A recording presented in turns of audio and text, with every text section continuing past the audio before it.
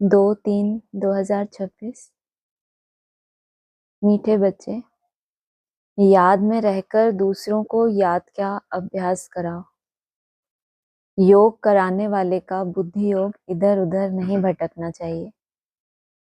प्रश्न है, किन बच्चों के ऊपर बहुत बड़ी रिस्पॉन्सिबिलिटी है, उन्हें कौन सा ध्यान जरूर देना चाहिए?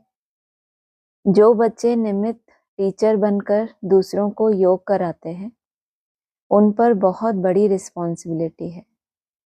अगर योग कराते समय बुद्धि बाहर भटकती है तो सर्विस के बजाय डिससर्विस करते हैं। इसीलिए यह ध्यान रखना है कि मेरे द्वारा पुण्य का काम होता रहे। गीत है ओम नमः शिवाय। ओम अर्थात अहम, मैं आत्मा क्या करती हूँ? शिव को नमन करती हूँ। तो करती हूँ कैसे पता चले? वो तो बिंदी है, दिखता ही नहीं है इन आंखों से, और मैं नमन करती हूँ तो कैसे करती हूँ नमन?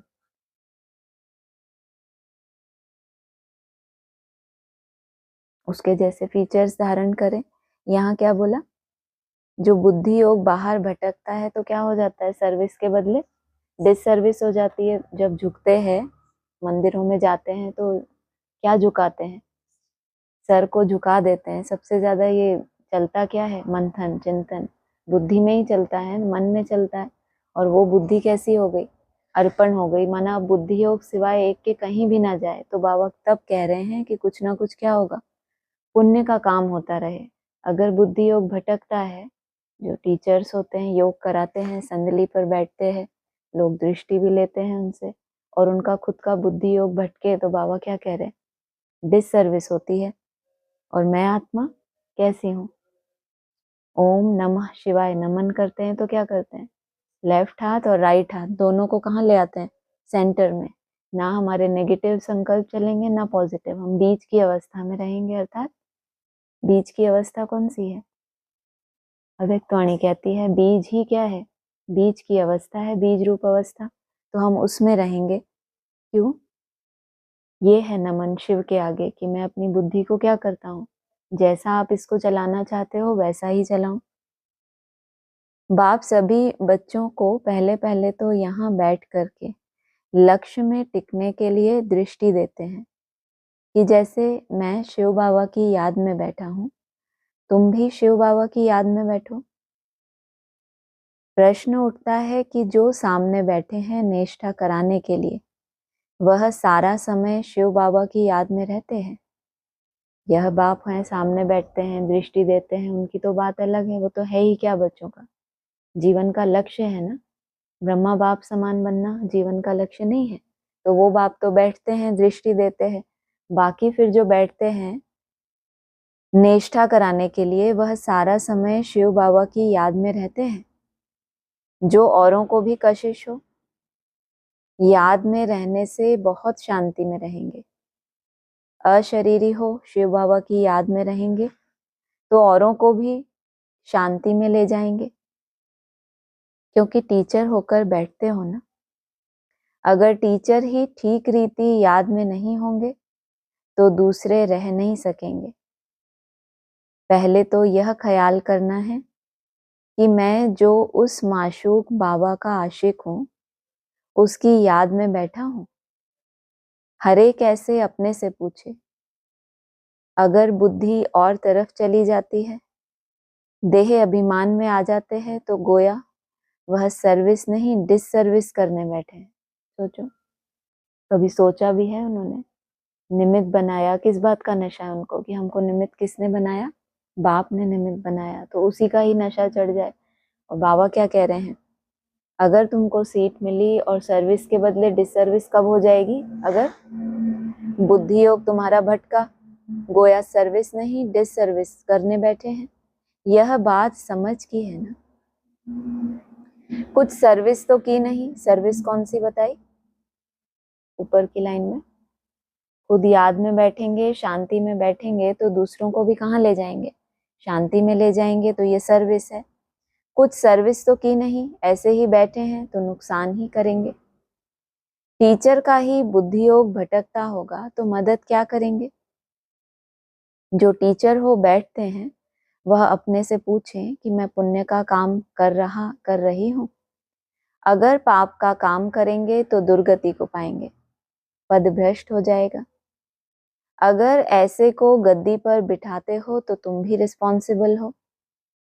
शिव बाबा तो सबको जानते हैं, यह बाबा भी सबकी अवस्था को जानते हैं।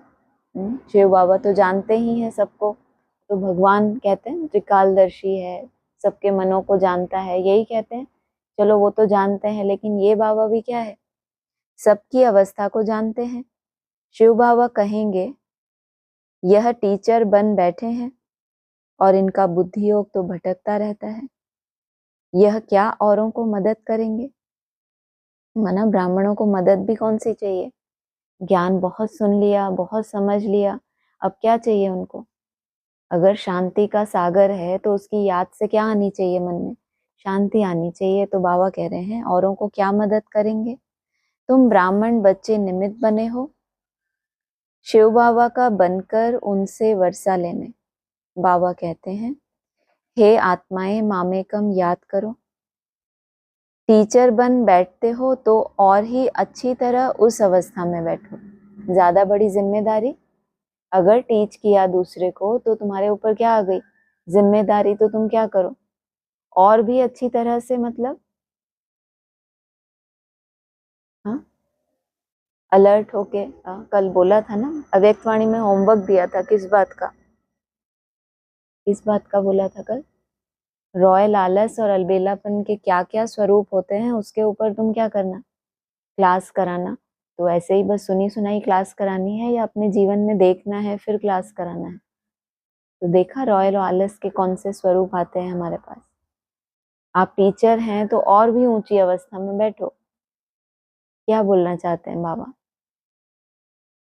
अपनी जो भी श्रेष्ठ अवस्था है, जो भी अभ्यास की जो पराकाष्ठा है जो आप कर सकते हैं, उससे नीचे की अवस्था में रमण करना।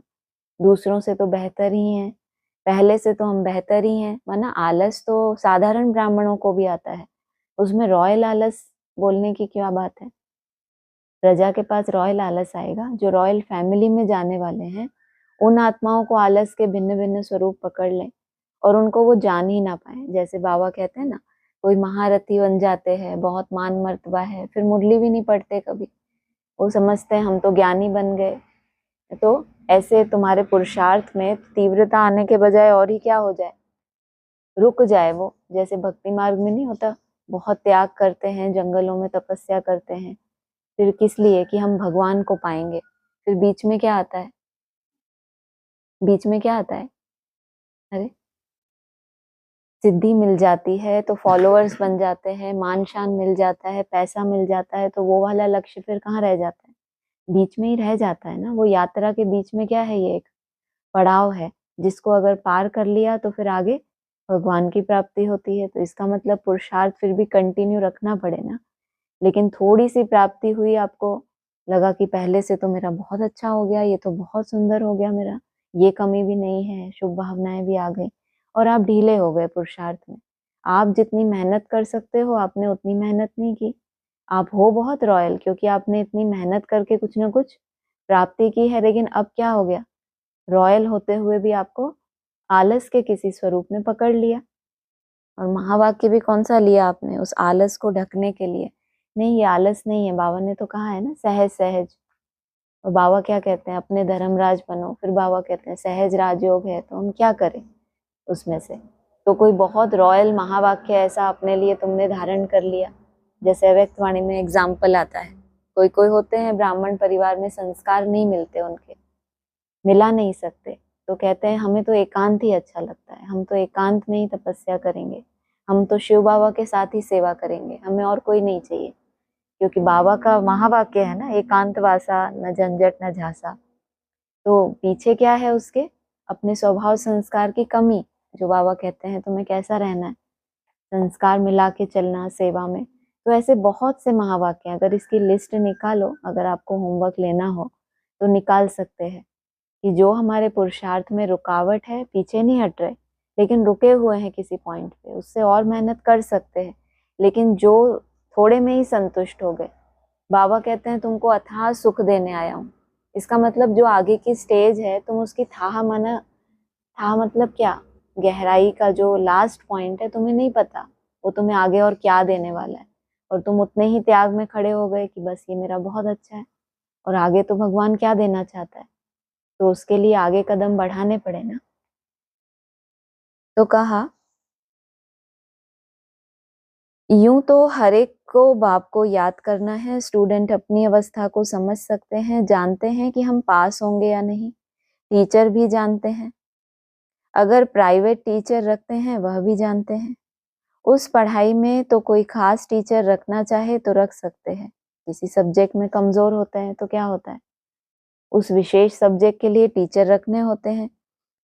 यहाँ अगर कोई कहते हमको योग में बिठाओ, तो बाप की याद में बैठना है।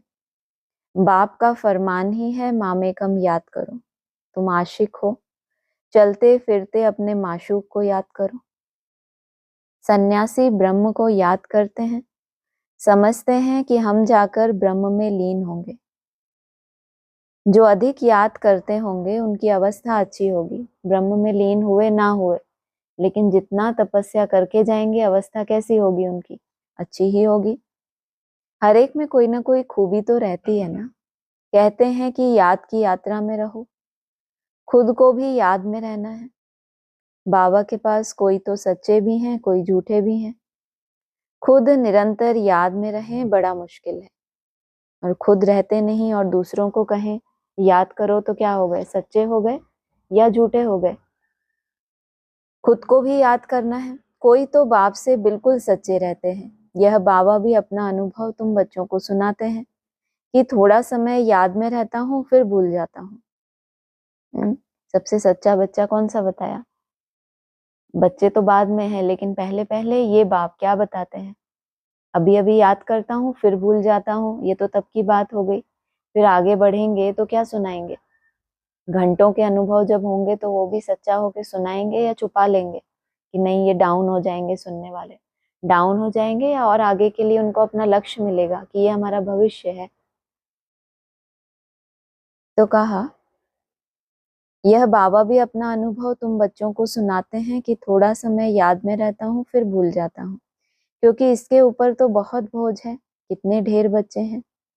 तुम बच्चों को यह भी पता नहीं पड़ता है कि यह मुरली शिव बाबा ने चलाई व ब्रह्मा चलाते हैं, क्योंकि दोनों इकट्ठे हैं ना। यह कहते हैं कि मैं भी शिव बाबा को याद करता हूँ, यह बाबा भी बच्चों को निष्ठा कराते हैं। यह बैठते हैं तो देखते हो सन्नाटा अच्छा हो जाता है, बहुतों को खींचते हैं। बाप है ना। कहते हैं बच्चे याद की यात्रा में रहो। कहाँ तो ऊपर बताया कि ये ब्रह्मा क्या अनुभव सुनाते हैं। अब थोड़ा समय याद में रहता हूँ और फिर भूल जाता हूँ, फिर क्या बोला? यह बाप भी तुमको क्या कराते हैं, निष्ठा कराते हैं। यह बैठते हैं तो क्या हो जाता है, देखते ही सन्नाटा हो जाता है, तो कितनी गहरी शांति होगी। तो ब्रह्मा बाबा की बात है या ब्रह्मा बाप की बात है? देखते ही सन्नाटा अच्छा हो जाता है, बहुतों को खींचते हैं। बाप है ना। कहते हैं बच्चे याद की यात्रा में रहो, खुद को भी रहना है, सिर्फ पंडित नहीं बनना। याद में नहीं रहेंगे तो अंत में फेल हो पड़ेंगे। बाबा मम्मा का तो ऊंच पद है, बाकी तो अभी माला बनी नहीं है, एक भी दाना बना हुआ कंप्लीट नहीं है। आगे माला बनाते थे बच्चों को लिफ्ट देने के लिए, बताओ, ये भी बुद्धू बनाते थे। आगे माला किस लिए बनाते थे? उमंग उत्साह बढ़ जाए, ये और अच्छा पुरुषार्थ करें कि हम भी माला में आएंगे, लिफ्ट देने के लिए। परंतु देखा गया माया ने बहुतों को खत्म कर दिया, सारा मदार सर्विस पर है।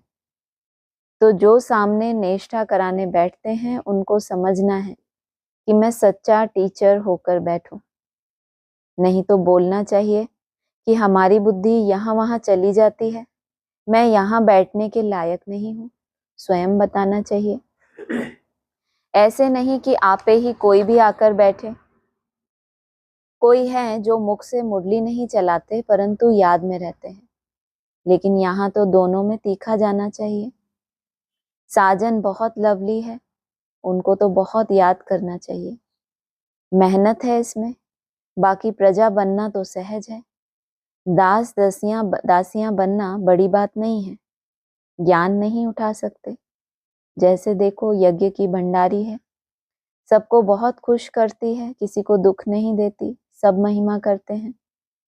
तो वाह, शिव बाबा की भंडारी तो नंबर 1 है, बहुतों की दिल को खुश करती है। बाबा भी बच्चों की दिल को खुश करते आए हैं। बाप कहते हैं मुझे याद करो और चक्र बुद्धि में रखो। अब हर एक को अपना कल्याण करना है, हड्डी सर्विस करनी चाहिए। तुमको बहुत रहम दिल बनना चाहिए। मनुष्य मुक्ति, जीवन मुक्ति के लिए बहुत धक्के खाते हैं, किसको भी सदगति का मालूम नहीं है। समझते हैं जहां से आया वहां वापस जाना है। नाटक भी समझते हैं, परंतु उस पर चलते नहीं हैं। जहां से आए हैं वहां वापस जाना है। क्या कहते हैं, खाली हाथ आए थे, खाली हाथ जाना है। जो खाली हाथ आए थे वो तो यही कहेंगे ना। और फिर नाटक भी समझते हैं कि ये सारा रंगमंच क्या है, एक नाटक है। सब आपस में क्या कर रहे हैं, एक्ट कर रहे हैं, ये कोई रियल नहीं है। फिर भी समझते हैं, रियल समझते हैं संबंधों को, स्थितियों परिस्थितियों को, या नाटक समझते हैं। देखो क्लास में कहाँ कहाँ मुसलमान भी आते हैं, कहते हैं कि हम असल देवी देवता धर्म के हैं, फिर जाकर हम मुसलमान धर्म में कन्वर्ट हो गए हैं। हमने 84 जन्म भोगे हैं। सिंध में भी 5-6 मुसलमान आते थे, अभी भी आते हैं। अब आगे चल सकते हैं या नहीं वह तो देख लेंगे, क्योंकि माया भी तो परीक्षा लेती है। कोई तो पक्के ठहर जाते हैं, कोई ठहर नहीं सकते। जो असल ब्राह्मण धर्म के होंगे, जिन्होंने 84 जन्म लिए होंगे, वे तो कभी हिलेंगे नहीं। बाकी कोई ना कोई कारणे अकारणे चले जाएंगे। देह अभिमान भी बहुत आ जाता है। तुम बच्चों को तो बहुतों का कल्याण करना है, नहीं तो क्या पद पाएंगे। घर बार छोड़ा है अपने कल्याण के लिए। कोई बाप के ऊपर मेहरबानी नहीं करते हैं। बाप के बने हो तो फिर सर्विस भी ऐसी करनी चाहिए। घर बार छोड़ा तो जैसे कि क्या हो जाता है, टैग लग जाता है कि हमने तो घर बार छोड़ा भगवान के लिए। बाप क्या कह रहे हैं, कैंसिल कर दिया। तुमने घर बार छोड़ा किसके लिए, अपने कल्याण के लिए। कोई बाप के ऊपर मेहरबानी नहीं करते। फिर आगे क्या बोला, बाप के बने हो तो क्या करनी चाहिए, वैसी सर्विस भी करनी चाहिए। तुमको तो राजाई का मेडल मिलता है, 21 जन्म सदा सुख की राजाई मिलती है। माया पर सिर्फ जीत पानी है और औरों को भी सिखाना है। कई फेल भी हो जाते हैं। समझते हैं बादशाही लेनी तो मुश्किल है। बाप कहते हैं ऐसा समझना कमजोरी है। बाप और वर्षे को याद करना तो बहुत सहज है।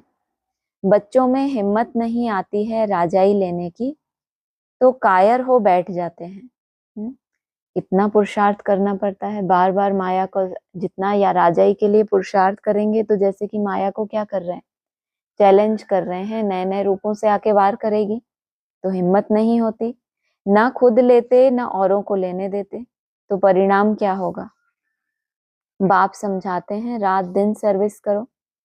कांग्रेसियों ने भी मेहनत की, कितनी खींचातान की, तब तो फॉरेनर्स से राज्य लिया। उन आजादी के जो फाइटर्स थे उन्होंने क्या किया, अंग्रेजों से अपनी बादशाही राजाई वापस ले ली। गुलामी में थे पहले, तो तुमको भी क्या करना है, माया से अपना स्वराज्य लेने के लिए उतनी मेहनत करनी है। तुमको रावण से राज्य लेना है, वह तो सबका दुश्मन है। दुनिया को पता नहीं कि हम रावण की मत पर चल रहे हैं, तब दुखी हैं। इसको भी सच्चा स्थायी दिल का सुख थोड़े ही है। कैसा सुख है, झूठा है, अस्थाई है और एकदम ऊपरी सुख है, जिसको वो कहते हैं कि हम सुख ले रहे हैं। क्यों, क्योंकि सब कहाँ हैं, रावण की मत पर चल रहे हैं, इसीलिए दुखी हैं। तो सुख भी कैसा है, झूठा है और अस्थाई सुख है। शिव बाबा कहते हैं मैं तुम बच्चों को सदा सुखी बनाने आया हूं, अब श्रीमत पर चल श्रेष्ठ बनना है। जो भी भारतवासी हैं वे अपने धर्म को भूल गए हैं। यथा राजा रानी तथा प्रजा, अब तुम बच्चों को समझ मिलती है। सृष्टि का चक्र कैसे चलता है सो भी घड़ी घड़ी भूल जाते हैं, बुद्धि में ठहरता ही नहीं। बल ब्राह्मण तो बहुत बनते हैं, परंतु कई कच्चे होने के कारण विकार में भी जाते रहते हैं। कहते हैं कि हम बीके हैं, परंतु हैं नहीं। बाकी जो पूरी रीति डायरेक्शन पर चलते हैं, आप समान बनाते रहते हैं, वही ऊंच पद पा सकेंगे। विघ्न तो पड़ेंगे। अमृत पीते पीते फिर जाकर विघ्न डालते हैं। यह भी गायन है, उनका पद क्या होगा। कई बच्चियां तो विकार के कारण मार भी खाती हैं, कहती हैं कि बाबा यह दुख थोड़ा सहन कर लेंगे, हमारा माशूक तो बाबा है ना। मार खाते भी हम शिव बाबा को याद करती हूँ, वह खुशी में बहुत रहती हैं। कहाँ तो ब्राह्मण बन के विकारी बनने वाले, और कहाँ बांधेलियां पवित्रता के लिए मार सहन करती हैं, फिर भी खुशी में रहती हैं। इस कापारी खुशी में रहना चाहिए। खुशी भी किस समय पे मिल रही है उनको, जब मार खा रही हैं और याद कर रही हैं शिव बाबा को, तो उसके उनको क्या मिल रहा है, उजूरा कापारी खुशी मिल रही है। बाप से हम वर्षा ले रहे हैं, औरों को भी हम आप समान बनाते रहते हैं। बाबा की बुद्धि में तो यह सीढ़ी का चित्र बहुत रहता है, इसको बड़ा महत्व देते हैं। बच्चे जो विचार सागर मंथन कर ऐसे ऐसे चित्र बनाते हैं, तो बाबा भी उनकी शुक्रिया करते हैं। या तो ऐसे कहेंगे कि बाबा ने उस बच्चे को टच किया। सीढ़ी बड़ी अच्छी बनाई है। सीढ़ी के चित्र में अपनी पूरी यात्रा को देख लें, अपने पड़ावों को देख लें, किस पड़ाव पर पहुंचेंगे, त्रेता युग में होंगे, क्या अवस्था होगी, तो क्या कहेंगे। अपना मंथन करके सीढ़ी का चित्र का एक्यूरेट अर्थ बहुत अच्छा निकाला है। 84 जन्मों को जानने से सारे सृष्टि के आदि मध्य अंत को जान गए हो। यह फर्स्ट क्लास चित्र है। त्रिमूर्ति गोले के चित्र से भी इसमें नॉलेज अच्छी है। क्यों ऐसा? त्रिमूर्ति और गोले के चित्र में तो फिर भी लिखत भी है, थ्योरी है। 3 मूर्तियों को जान लिया, कब कब पार्ट बजाया, सृष्टि चक्र को जान लिया, कौन सा समय अभी चल रहा है, तो वो जानने से आपके पुरुषार्थ में क्या फर्क पड़ा। आपको क्या चाहिए अपना आईना देखने के लिए। उल्टी सीढ़ी चढ़नी है, यात्रा करनी है, तो कौन सा चित्र चाहिए, सीढ़ी का चित्र। अभी हम चढ़ रहे हैं, कितना सहज है।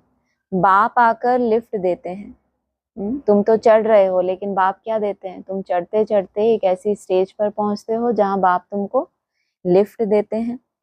शांति से बाप से वर्षा ले रहे हैं। सीढ़ी का ज्ञान बहुत अच्छा है। समझाना है, तुम हिंदू थोड़े ही हो, तुम तो देवी देवता धर्म के हो। अगर कहें कि हमने 84 जन्म थोड़े ही लिए हैं, अरे क्यों नहीं समझते हो कि हमने 84 जन्म लिए हैं। फिर याद करो तो तुम फिर से पहले नंबर में आ जाएंगे। अपने कुल का होगा तो ऐसा प्रश्न करेगा नहीं कि सब थोड़े ही 84 जन्म लेंगे। अरे तुम क्यों समझते हो कि हम देरी से आए हैं। बाप सब बच्चों को कहते हैं, तुम भारतवासियों ने 84 जन्म लिए हैं। अब फिर से अपना वर्षा लो, स्वर्ग में चलो। तुम बच्चे योग में बैठते हो, सीढ़ी को याद करो तो बहुत मौज में रहेंगे। हमने 84 जन्म पूरे किए। 84 जन्म पूरे किए अर्थात कहाँ पहुंच गए, एकदम आदि में पहुंच गए, फर्स्ट नंबर में पहुंच गए। माना सीढ़ी को याद करो। क्यों? क्योंकि ये उल्टी सीढ़ी चढ़ते चढ़ते तुम्हारा जितना ऊंचा लक्ष्य है, 16 कला का है, 14 कला का है, या कलातीत का है, तो तुमको खुशी होगी। अब हम वापस जाते हैं, कितनी खुशी होती है। सर्विस करने का भी उल्लास रहना चाहिए। समझाने के तरीके भी बहुत मिल रहे हैं। सीढ़ी के ऊपर समझाओ। चित्र तो सब चाहिए ना, त्रिमूर्ति भी चाहिए। बाबा कहते भी हैं, तुम जाओ ही मेरे भक्तों के पास, उनको यह ज्ञान सुनाओ। वह मिलेंगे ही मंदिरों में। मंदिरों में भी इस सीढ़ी के चित्र पर समझा सकते हो। सारा दिन बुद्धि में यह रहे कि हम बाबा का परिचय दें, किसका कल्याण करें। दिन प्रतिदिन बुद्धि का ताला खुलता जाएगा। जिनको वर्षा पाना होगा वह आएंगे। वर्षा कैसे पा रहे हो तुम, क्या बताया? हाँ नहीं, पीछे बताया, छोटी सी लाइन थी। तुम शांति से बाप से वर्षा ले रहे हो। तुम्हारा आधार क्या है? स्वरूप में टिकना, कुछ कुछ सेकंड शांत स्वरूप में टिकना, ये है तुम्हारा आधार बाप से वर्षा लेने का। कईयों पर ग्रहाचारी बैठती है तो बाबा को समझाना पड़ता है। वह नहीं समझते कि हमारे ऊपर ग्रहाचारी है, इसीलिए हमसे सर्विस नहीं होती। कितना रॉयल माया का रूप है कि बच्चों को पता नहीं चलता कि हमारे ऊपर क्या है, ग्रहाचारी है। तो बाप को क्या इशारा देना पड़ता है। उस दिन क्या बोला, कोई के ऊपर भक्ति मार्ग में ग्रहाचारी होती है तो क्या करते हैं, बहुत प्रयत्न करते हैं, एक्स्ट्रा मेहनत करते हैं कि उससे छूट जाए। सारी रिस्पॉन्सिबिलिटी हमारे ऊपर ग्रहाचारी है, इसलिए हमसे सर्विस नहीं होती। सारी रिस्पॉन्सिबिलिटी तुम बच्चों पर है। आप समान ब्राह्मण बनाते रहो। सर्विस पर रहने से बहुत खुशी होती है, बहुतों का कल्याण होता है। बाबा को बम्बई में सर्विस करने का बहुत मजा आता था। बहुत नए नए आते थे। बाबा की तो बहुत दिल होती है कि सर्विस करें। बच्चों को भी ऐसा रहम दिल बनना चाहिए, सर्विस पर लग जाना चाहिए। दिल में यह रहना चाहिए कि जब तक हमने किसी को आप समान नहीं बनाया तब तक भोजन नहीं खाना। पहले पुण्य तो करो, पाप आत्मा को पुण्य आत्मा बनाए फिर रोटी खाएं। तो सर्विस में जुटा रहना चाहिए, किसका जीवन सफल बनाए तब रोटी खाएं। आप समान ब्राह्मण बनाने की कोशिश करनी चाहिए। बच्चों के लिए मैगजीन निकलती है, लेकिन बीके इतना पढ़ते नहीं, समझते हैं हमको थोड़े ही पढ़ना है, यह बाहर वालों के लिए है। बाबा कहते हैं बाहर वाले तो कुछ समझते नहीं बिगड़ टीचर के। यह है ब्रह्मा कुमार कुमारियों के लिए, तो पढ़कर रिफ्रेश हो, परंतु वो पढ़ते नहीं। सभी सेंटर्स वालों से पूछते हैं कि सारी मैगजीन कौन पढ़ते हैं, मैगजीन से क्या समझते हैं, कहाँ तक ठीक है। मैगजीन निकालने वाले को भी ऑफरिंग देनी चाहिए कि आपने बहुत अच्छी मैगजीन लिखी, आपको धन्यवाद करते हैं।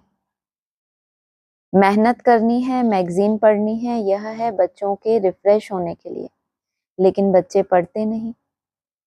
जिनका नाम वाला है उन्हों को सब बुलाते हैं कि बाबा भाषण करने के लिए हमारे पास फलाने को भेजो। बाबा फिर समझते हैं कि खुद भाषण करना नहीं जानते, तब तो मांगनी करते हैं। तो सर्विसेबल को कितना रिगार्ड देना चाहिए। अच्छा, मीठे मीठे सिकीलधे बच्चों प्रति माता पिता बाप दादा का याद प्यार गुड मॉर्निंग। रूहानी बाप की रूहानी बच्चों को नमस्ते, रूहानी बच्चों की रूहानी बाप दादा को नमस्ते। धारणा के लिए सार है, राजाई का मेडल लेने के लिए सबकी दिल को खुश करना है, बहुत बहुत रहम दिल बन अपना और सर्व का कल्याण करना है, हड्डी सेवा करनी है, देह अभिमान में आकर डिससर्विस नहीं करनी, सदा पुण्य का काम करना है, आप समान ब्राह्मण बनाने की सेवा करनी है, सर्विसेबल का रिगार्ड रखना है। वरदान है, मनन शक्ति द्वारा वेस्ट के वेट को समाप्त करने वाले सदा शक्तिशाली भाव। आत्मा पर वेस्ट का ही वेट है, वेस्ट संकल्प, वेस्ट वाणी, वेस्ट कर्म। पहले पहले वेस्ट संकल्प, जब संकल्प वाणी कब बनते हैं आपके, कहते हैं ना आपके संकल्प ही आपकी वाणी बनते हैं, और आपकी वाणी जो होती है वही क्या बनते हैं, फिर कर्म बनते हैं, क्योंकि मन में वो बात बैठ गई है ना। तो पहले पहले संकल्प, तो वो संकल्प कब आपकी वाणी में आते हैं, जब वो रिपीट होते रहते हैं। न्यूरो साइंस का हो या जो ब्रेन के ऊपर रिसर्च करते हैं, वो ये रिजल्ट निकाली उन्होंने कि 95% जो आपके संकल्प होते हैं हर मिनट में, लोगों के अलग अलग तरह के होते हैं, 15 20 25 30 40 50 कैटेगरी है अपनी अपनी। वो कहते हैं 95% आपके रिपीटेड होते हैं थॉट्स, वही थॉट रिपीट होते रहते हैं। तो जब आत्मा के ऊपर ये वेट कैसे कम हो, जबकि कोई चीज रिपीट ही हो रही है, तो क्यों हो रिपीट, कभी सोचा रिपीट क्यों हो रही है? दो कारणों से हो सकती है कोई भी बात रिपीट। एक तो मन को एक आदत पड़ी हुई है, उसको हर समय चलना ही है, जैसे श्वास को चलना है ऐसे मन को चलना है, तो बिना किसी कारण भी वो चीजें रिपीट करता रहता है। और दूसरा, जब मन किसी बात से आहत हो जाए, जिन भी कर्मों से, तभी बाबा कहते हैं कर्मातीत, कर्मातीत हो गए तो क्या हो गए, जो भी कर्म में आ रहे हैं उसके प्रभाव से आप प्रभावित नहीं होंगे तो संकल्प रिपीट होंगे। अभी क्या होता है, संकल्प क्यों रिपीट होते हैं? किसी ने कुछ कहा और आपका मन क्या हुआ, उससे आहत हो गया, तो अब आपको क्या होगा, रिपीट कर रहा है वो मन, क्या कर रहा है, उन संकल्पों को रिपीट कर रहा है। जैसे कोई दुखी होता है ना, तो अपना दुखड़ा किसी ना किसी को सुनाता रहेगा, क्योंकि बहुत ज्यादा मन में वो रिपीट हो रहा है, तो क्या करेगा, किसी न किसी को वर्णन करेगा। और आपका मन किसके सामने रोता है? संकल्पों के रूप में, बुद्धि के सामने। बुद्धि तो उसको समझाएगी ना, अगर बुद्धि पावरफुल है तो मन को क्या करेगी, उस संकल्प से ऊपर उठा देगी या उसको रिपीट करने देगी। तो बुद्धि में भगवान ने समझ दे दी कि ये जो रिपीटेड संकल्प है इनकी दरकार नहीं है। अगर बुद्धि ने समझा पाए मन को, नथिंग न्यू, ये मेरे लिए कल्याणकारी है, तो मन क्या हो जाएगा, स्टॉप। फिर वो आपकी वाणी बनेगी और फिर वो आपके कर्म बनेंगे। तो आत्मा के ऊपर वेस्ट का क्या है, वेट है। और वेस्ट तो है, ठीक है, लेकिन रिपीटेड वेस्ट है, उसकी जरूरत नहीं है बार बार उसको रिपीट। अगर बुद्धि में इतनी परिपक्वता है तो वो क्या करे, मन को समझा सके कि जितने संकल्प कम होंगे उतना क्या होगा, मैं वेटलेस बनूंगी, हल्की बनूंगी। वेस्ट कर्म, वेस्ट वाणी, इससे आत्मा भारी हो जाती है। अब इस वेट को खत्म करो। इस वेट को समाप्त करने के लिए सदा सेवा में बिजी रहो, मनन शक्ति को बढ़ाओ। मनन शक्ति से आत्मा शक्तिशाली बन जाएगी। जैसे भोजन हजम करने से खून बनता है, फिर वह शक्ति का काम करता है, ऐसे मनन करने से आत्मा की शक्ति बढ़ती है। स्लोगन है, जो अपने स्वभाव को सरल बना लेते हैं उनका समय व्यर्थ नहीं जाता। समय क्यों व्यर्थ जाता है? स्वभाव की जटिलता के कारण भी आपका समय कैसा होता है। अपने तरह से आपने अपने पुरुषार्थ की विधियां निकाली हैं, अपने तरह से चलना, और समय कितना वेस्ट होता है, कैसे ग्रहाचारी बैठती है, कुछ भी पता नहीं चलता। अपने तरीके से चलेंगे, इसको कहेंगे विधि से सिद्धि प्राप्त करने वाली आत्मा है। स्वभाव सरल नहीं है, जटिलता है। अव्यक्त इशारे हैं, जो निश्चय बुद्धि होगा वह निश्चिंत होगा, उसे किसी भी प्रकार का चिंतन या चिंता नहीं होगी। चिंता तो चलो मोटा रूप हो गया, लेकिन उसको अपने सेल्फ के लिए भी क्या नहीं करना। इस बार क्लास में क्या बोला था, कोई प्लान करना है तुम्हें अपने लिए, या बना बनाया प्लान तुमको मिलने वाला है, तो कोई चिंता नहीं, कोई चिंतन नहीं, क्या हुआ क्यों हुआ, ऐसे नहीं होता, यह व्यर्थ चिंतन है। निश्चय बुद्धि निश्चिंत कभी व्यर्थ चिंतन नहीं करेगा, सदा स्वचिंतन में रहने वाला स्वस्थिति से परिस्थिति पर विजय प्राप्त कर लेता है। अच्छा, ओम शांति। है किसी का?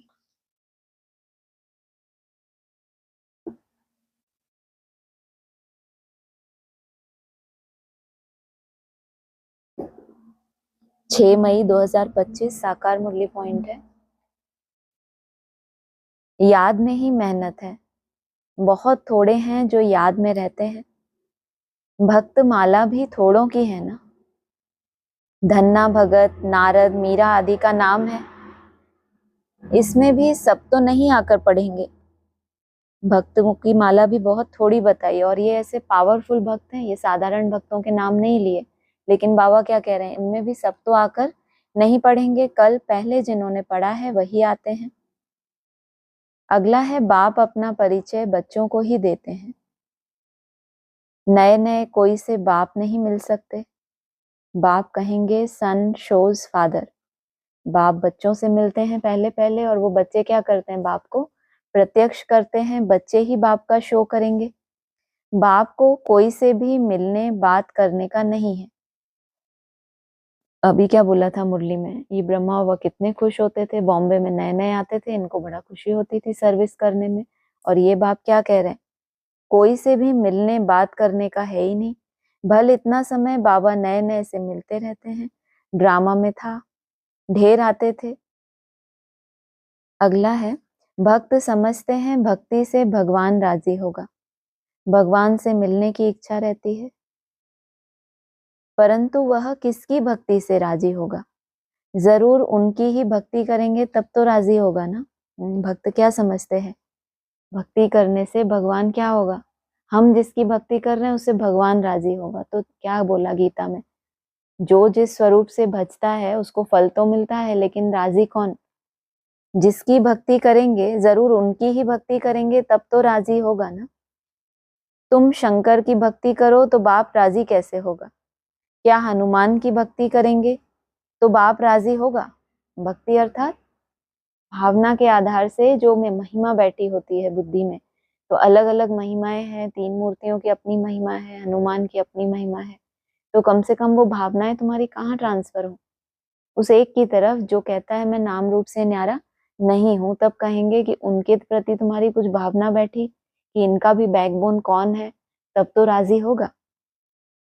दीदार हो जाता है, बाकी मिलता कुछ नहीं। बाप कहते हैं मैं बल साक्षात्कार कराता हूँ, परंतु ऐसे नहीं कि मेरे साथ आकर मिलेंगे, क्योंकि प्रैक्टिकल में नहीं मिल सकते, तो इनको ऐसा विजन दिखा दो कि हम बाप के साथ हैं, बाप से मिल रहे हैं, तो विजन में ही क्या हो जाए, खुश हो जाए, लेकिन प्रैक्टिकल में नहीं मिल सकते। नहीं, तुम मेरे साथ मिलते हो, कि तुमने कैसी भक्ति की है, तुमने उनकी ही भक्ति की है जिनसे तुमको मिलना है, तो तुम मेरे साथ मिलते हो। अगला है बढ़ाई किसकी भी नहीं है।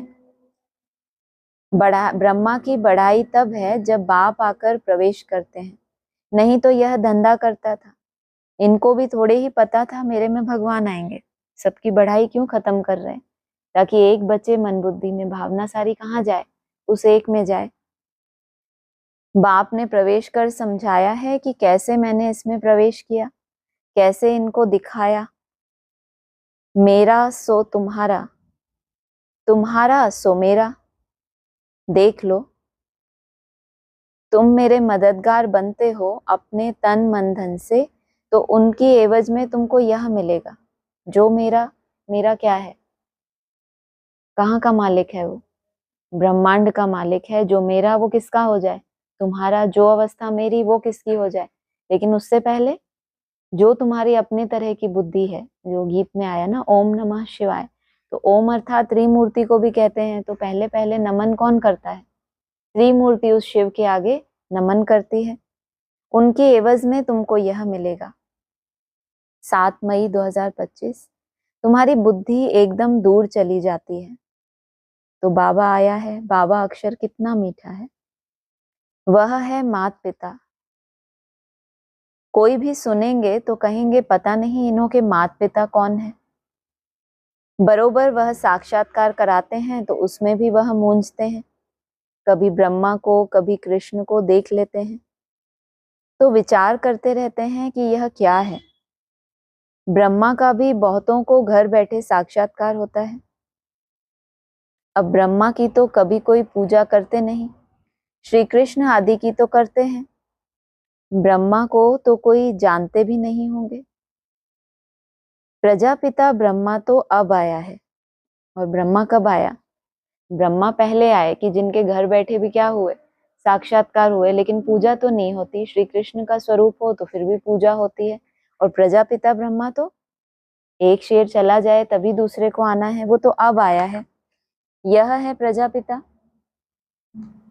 अगला है शिव बाबा कहते हैं मैं ड्रामा के बंधन में बांधा हुआ हूं, सभी का पार्ट निश्चित किया हुआ है, मेरा भी पार्ट निश्चित है। कोई समझते हैं भगवान तो बहुत ताकतमंद है, मरे हुए को भी जिंदा कर सकते हैं। पीछे ब्रह्मा की महिमा खत्म की कि जो भक्ति की तरह मूर्ति में ही फंस रहे हैं उनको वहां से उठाया, और जो सब कुछ भगवान के ऊपर ही जो महिमा करते रहते हैं वो ऐसा है वैसा है, जानी जाननहार है, तो क्या कहा, भगवान की क्या महिमा बताई, इतना ताकतवर है कि क्या कर सकता है, मरे हुए को भी जिंदा कर सकते हैं। यह सभी गपोड़े हैं, मैं आता हूँ पढ़ाने के लिए, बाकी ताकत क्या दिखाएंगे। साक्षात्कार की भी जादूगरी है, नौधा भक्ति करते हैं तो मैं साक्षात्कार कराता हूँ। जैसे काली का रूप दिखलाते हैं, उन पर फिर तेल चढ़ाते हैं। अब ऐसी काली तो है नहीं, परंतु काली की नौधा भक्ति बहुत करते हैं, तेल चढ़ाते हैं। और घी क्या होता है, घी अर्थात अव्यभिचारी याद को बाबा कहते हैं ये घी है। जैसे कि कहाँ घी के माल बनना, श्रीनाथ द्वारे में, और कहाँ फिर महाकाली के मंदिर में तेल अर्पण करना। तो जो जैसे हैं क्या करेंगे, भक्ति भी उन्हों की करेंगे, उनके लिए वो चढ़ाना सहज है। तेल सस्ता होता है, महंगा होता है, सस्ता होता है, कोई भी कर ले, कोई भी खरीद ले। और घी खरीदने के लिए या उसको बनाने के लिए कितनी मेहनत करनी पड़े। काली का ऐसा रूप तो नहीं, परंतु नौदा भक्ति करने से बाबा भावना का भाड़ा दे देते हैं। अगला है, जो काली अब जगदम्बा बनी है, वह साक्षात्कार कैसे कराएगी? वह तो अभी बहुत जन्मों के अंत के भी अंत वाले जन्म में है। देवताएं तो अभी हैं नहीं, तो वह क्या साक्षात्कार कराएंगे? बाप समझाते हैं, यह साक्षात्कार की चाबी मेरे हाथ में है। कराने वाला बाप और भक्त महिमा किसकी करते हैं? जो मूर्तियां हैं वो उस समय किस अवस्था में होती हैं? कराने वाला बाप। और पीछे क्या बोला, तुम कितनी भी उस बाप की महिमा करो, उसको क्रेडिट चाहिए क्या? उसको कभी भी नहीं चाहिए था। उसने भक्ति मार्ग में तुमको फल दिया। और भक्त क्या करते हैं? महिमा करके भगवान को राजी करने की रिवाज है ना, कि भगवान की खूब महिमा करो, आरती करो, तो वो क्या हो जाएगा? राजी हो जाएगा, वो हमसे खुश हो जाएगा। वो खुद ही अपनी महिमा समाप्त कर रहा है कि वो क्या ताकत दिखाएंगे, वो क्या मरे हुए को जिंदा करेंगे। कभी भी कोई से भक्ति छुड़ानी नहीं है। जब ज्ञान में आ जाएंगे तो भक्ति आपे ही छूट जाएगी। बाबा भी नारायण का भक्त था। चित्र में देखा, लक्ष्मी दासी बन नारायण के पांव दबा रही है, तो यह बिल्कुल अच्छा नहीं लगा। सतयुग में ऐसा होता नहीं। तो मैंने एक आर्टिस्ट को कहा कि लक्ष्मी को इस दासी पने से विदाई दे दो। बाबा भक्त तो था, परंतु ज्ञान थोड़े ही था। तो उन्होंने क्या समझा? हद के पांव दबाने की बात समझी, तो उन्होंने क्या कहा, बाप तो आकर कन्या माताओं को मालिक बनाते हैं, हाँ, जिम्मेदारी देते हैं, और इन्होंने क्या दिखा दिया? दासी दिखा दिया। तो हद में समझा, ज्ञान तो था नहीं। नारायण का भक्त था। भक्त तो सभी हैं, हम तो बाबा के बच्चे मालिक हैं। ब्रह्मांड का भी मालिक बच्चों को बनाते हैं। 8 मई 2025 लक्ष्मी नारायण का सारे विश्व पर राज्य था। पूज्य थे सो फिर पुजारी बने हैं। गाया भी जाता है, आपे ही पूज्य आपे ही पुजारी। अब तुम्हारी बुद्धि में यह होना चाहिए, यह नाटक तो बड़ा वंडरफुल है। लक्ष्मी नारायण का सारे विश्व पर राज्य था। क्या थे ये? जब राज्य करते थे, सतयुग में कोई पूजा करता है? लेकिन बोला कि पूज्य थे, और फिर क्या बने? जब फिर अगला जन्म लिया, आदि में भी माला बनी थी, तो बोला मम्मा बाबा का तो ऊंच पद है, फिक्स है, तो पूज्य हुए ना, दूसरों के लिए श्रेष्ठ हुए। अपना एम ऑब्जेक्ट सामने दिखता है उनको कि हमको ऐसा बनना है, तो पूज्य थे। फिर नया जन्म लेके क्या हुआ? कोई ना कोई की भक्ति की पुजारी बने। अब तुम्हारी बुद्धि में यह होना चाहिए, यह नाटक तो बड़ा वंडरफुल है। कैसे हम 84 जन्म लेते हैं, उनको कोई नहीं जानते।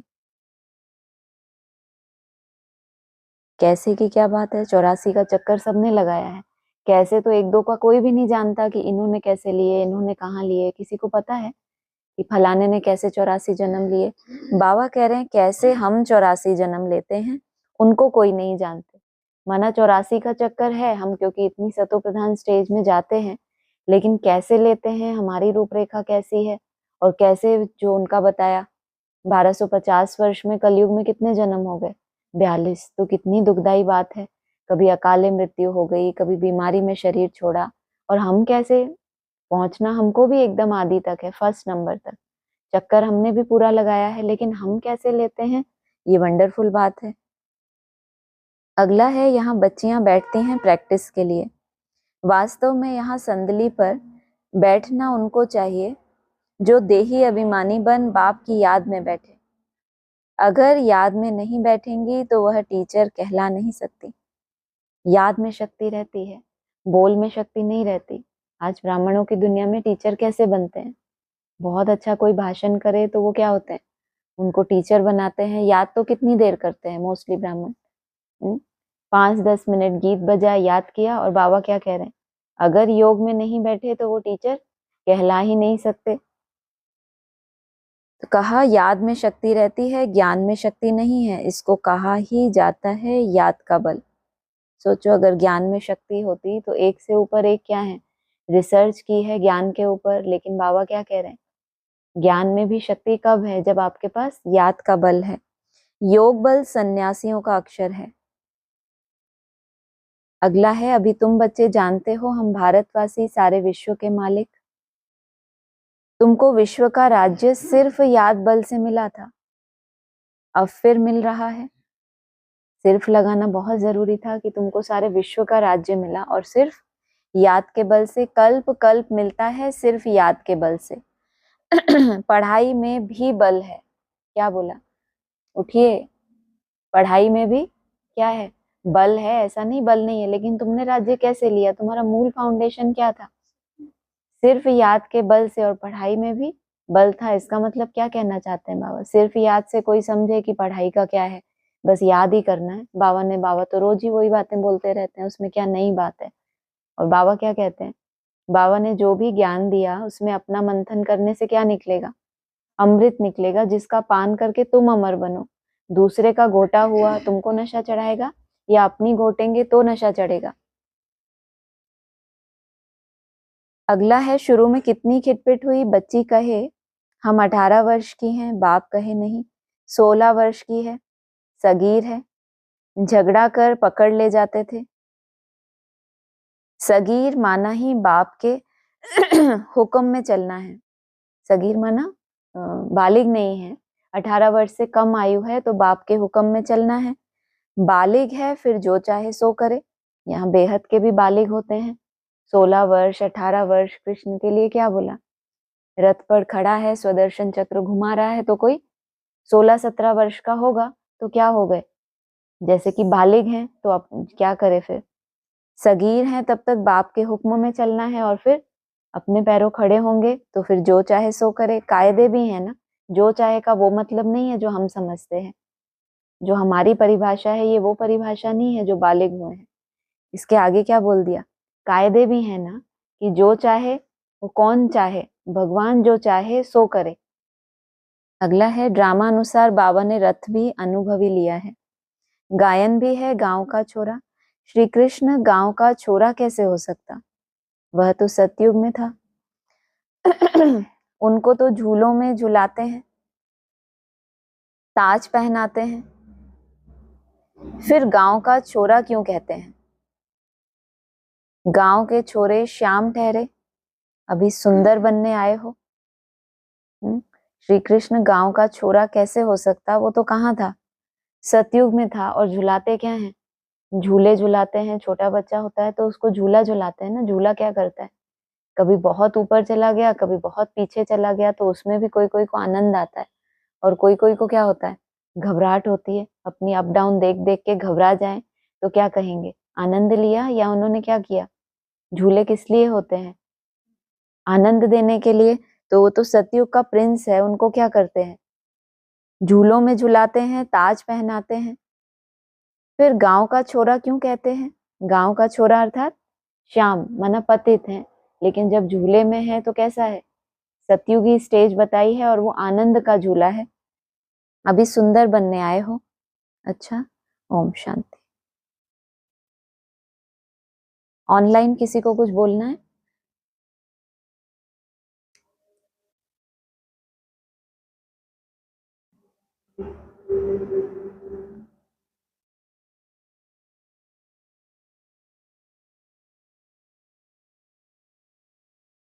ठीक है, ओम शांति।